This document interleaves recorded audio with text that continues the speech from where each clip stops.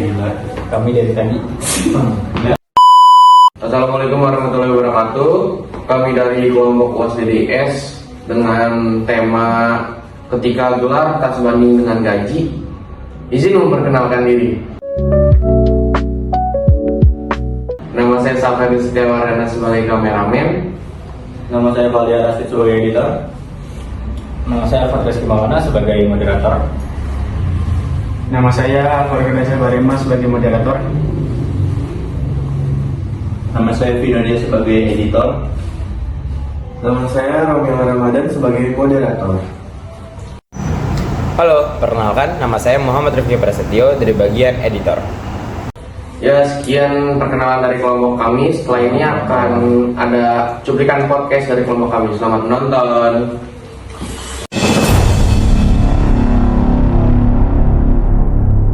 Assalamualaikum warahmatullahi wabarakatuh. Sebelumnya perkenalkan nama saya Alfat Reski Maulana. Saya dari mahasiswa Ilmu Politik UPN Veteran Jakarta 2025 dan saya di sini bersama kedua rekan saya yaitu. Perkenalkan, nama saya Romeo Ramadan. Saya juga berasal dari Ilmu Politik UPN Veteran Jakarta 25. Perkenalkan, saya Alvar Kedan Syah Barema dari Ilmu Politik UPN 25 juga. Saya di sini sudah bersama. Sebelumnya saya terima kasih terlebih dahulu kepada Bapak Noval Nasution sudah berkenan untuk menjadi narasumber kita dalam video tugas UAS dasar-dasar ilmu sosial. Sebelumnya saya berterima kasih kepada Bapak Noval telah berkenan untuk menjadi narasumber kita. Sebelumnya gimana Pak? Kabar Pak? Alhamdulillah sehat Alfat. Saya juga berterima kasih dari UPN Ilmu Politik sudah mau berkunjung. Oke, mungkin sekarang kita langsung masuk ke dalam pertanyaan kali. Pertanyaan yang pertama tuh kita menanyakan tentang Bapak tahu gak sih Pak tentang kontradiksi sosial atau paradoks sosial? Contohnya tuh orang kaya tapi kesepian atau orang pintar tapi susah cari kerja.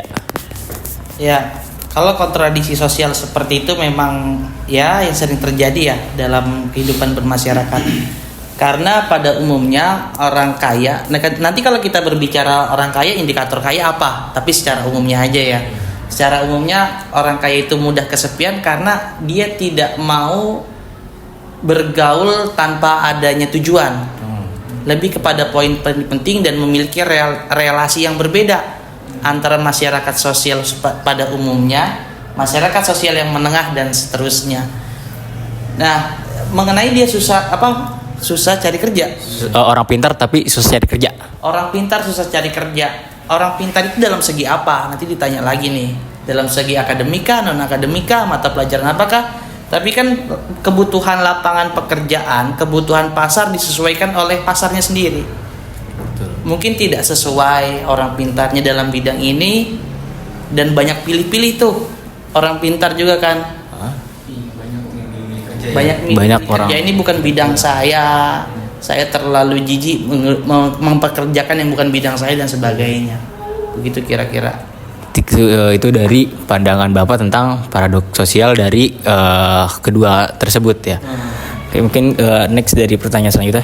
Mungkin Pak selanjutnya saya izin bertanya dengan latar belakang Bapak sendiri yaitu yang S2 tapi dengan gaji yang lumayan kecil, menurut Bapak tuh bagaimana sih Pak?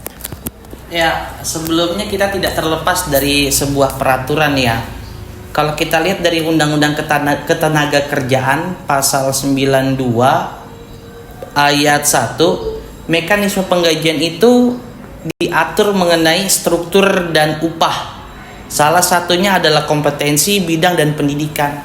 Nah, Undang-Undang Ketenaga Kerjaan yang sudah tidak berlaku, diberlakukannya lah Undang-Undang Cipta Kerja pasal 81 angka 33. Dia lebih memfokuskan kepada produktivitas si pekerja dan produktivitasnya aja.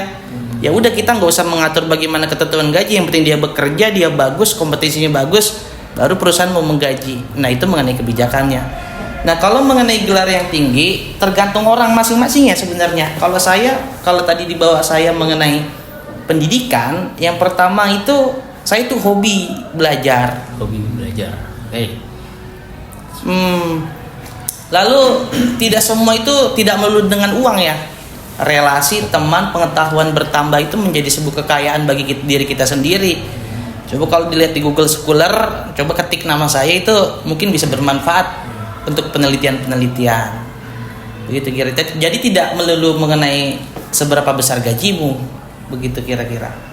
Kira-kira menjawab atau kita interaksi aja santai? Kita interaksi santai yang di sini. Iya, yang terlalu tegang. Mungkin menurut Romi, apakah pernyataan dari Bapak Novel tadi cukup menjawab apakah tidak? Gitu? Menjawab sih Pak sejauh ini. Mungkin saya juga lanjut ke pertanyaan selanjutnya Pak ya.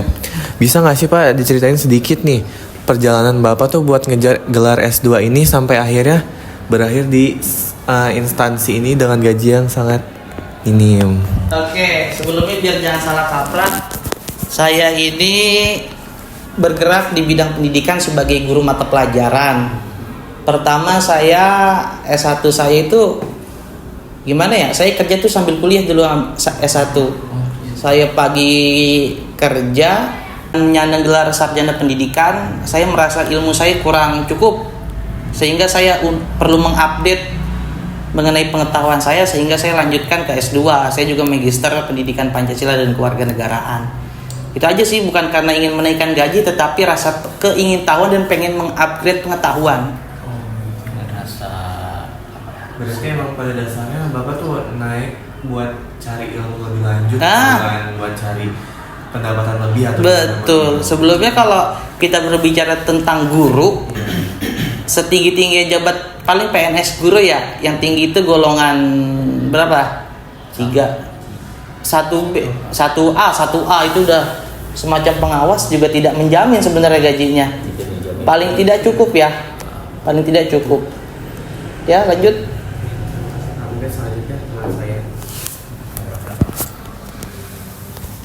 Ya mungkin sekalian pertanyaan penutup juga nih ya. Mungkin apa pesan Bapak buat calon guru atau guru muda yang ingin lanjut ke S2?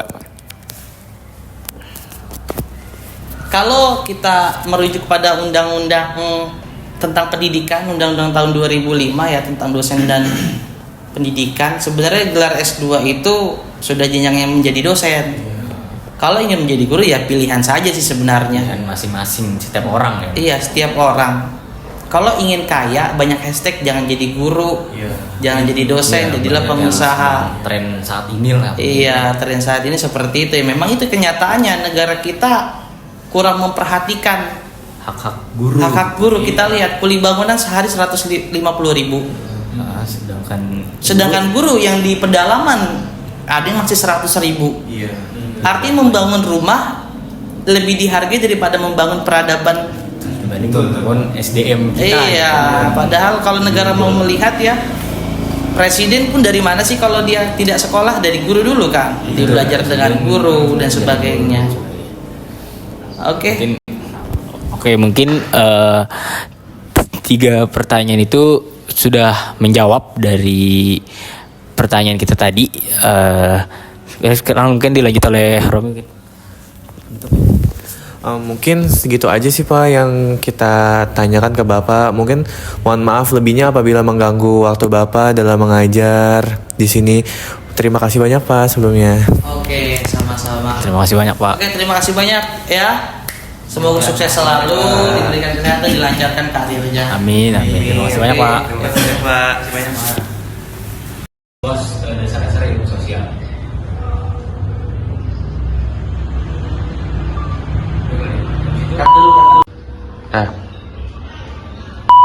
Jakarta 2025.